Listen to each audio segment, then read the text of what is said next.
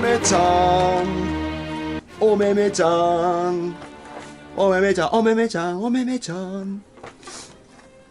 よし、じゃあこれをね、あとはきちんと、固定していけば、いい感じだと思います。こういう風にやればいいかな。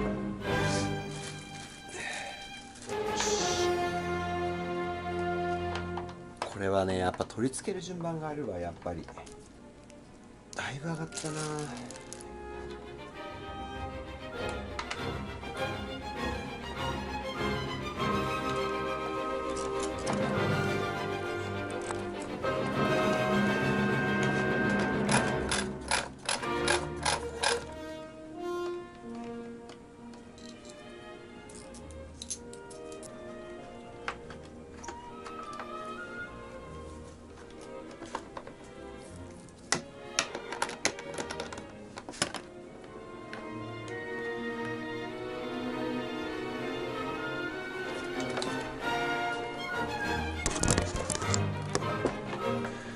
やっと取り付いた。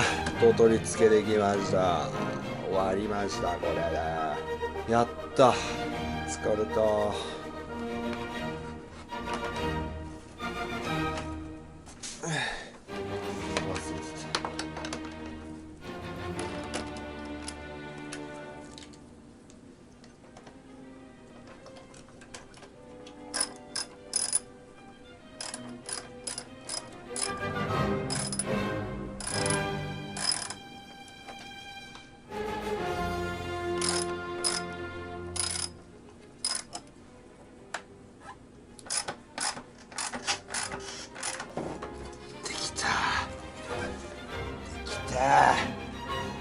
着いた。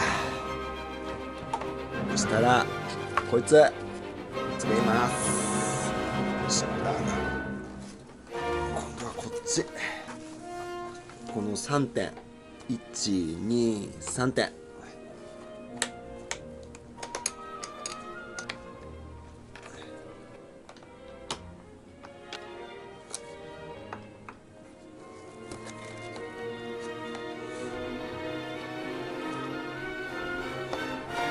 ここのね、インナーがね、どっか行っちゃってるんだよね。